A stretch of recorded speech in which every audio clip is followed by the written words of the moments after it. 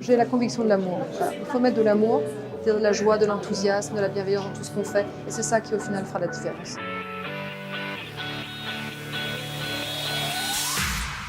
Le sommet de l'inclusion économique 2022, organisé au ministère des Finances par la Fondation Mosaïque sur le thème Agir avec impact, a réuni plus d'une centaine d'entreprises, institutions et associations prêtes à s'engager en faveur de la diversité et de l'inclusion économique. Et 10 000 décideurs se sont mobilisés à cette occasion. Je suis venue au sommet pour parler de notre métier et pour faire un retour d'expérience sur l'intérêt et l'importance de l'apprentissage en France. Comment ça permet à des jeunes, parfois assez éloignés de l'emploi, qui ont parfois été en décrochage, de se réinsérer, de se remettre sur les rails, de trouver un emploi. Donc j'avais envie de témoigner, faire un retour d'expérience là-dessus. Il faut se rendre compte qu'aujourd'hui, ce sujet devient une évidence par rapport à il y a 15 ans, mais c'est loin d'être gagné et que si on ne se saisit pas de ce sujet-là, on va être en décalage par rapport à son marché, par rapport à ce qui est attendu d'une entreprise citoyenne. Je sens qu'il y a une ambition qui est montée, je sens qu'il y a une envie de collaborer et je sens qu'il y a une envie de réussir. Près de 50 plénières et ateliers ont eu lieu dans les locaux du ministère à Bercy. L'occasion de partager des pratiques et de confirmer des engagements forts en faveur d'une société plus inclusive et pour faire avancer ce sujet créateur de valeur pour l'économie de notre pays.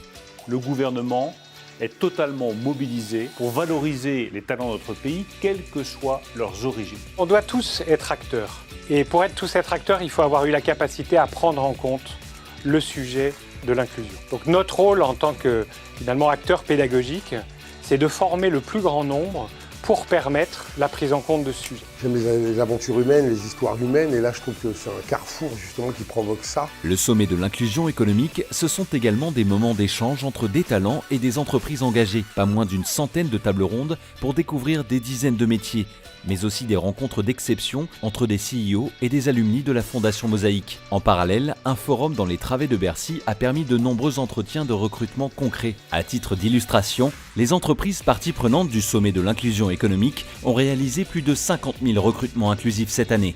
Le sommet de l'inclusion, c'est vraiment important. On n'a pas souvent la chance de discuter avec des recruteurs et des dirigeants en face à face. Ce qui, moi, me porte, c'est la part de la mission sociale des entreprises. On va essayer de faire du buzz sur toutes ces entreprises qui recrutent, qui sont dans des positions d'ouverture forte et surtout qui ont compris en fait avant les autres que la diversité c'était une source de performance économique. Et la nouveauté cette année, ça a été aussi d'embarquer les entrepreneurs. On a lancé un fonds de financement dédié à l'entrepreneuriat. Les porteurs de projets et les entrepreneurs issus du quartier populaire ont besoin de notre soutien. Moi, ce que je retiens de cette journée formidable, c'est qu'il y a une attente de la part des entreprises. Quand j'entends les entreprises exprimer des objectifs de recrutement à 15% sur leur volume, eh bien, il va falloir mettre le paquet aussi dans cette direction-là. Donc, le sommet se décline dès demain en mouvement de l'inclusion économique avec des entreprises, des associations, mais également les pouvoirs publics qui doivent aussi faire leur part.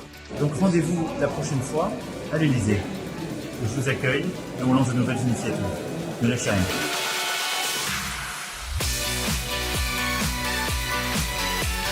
Ce que je retiens à cette journée, c'est le partage d'expérience et prendre le temps d'être en conscience avec les enjeux qui nous attendent.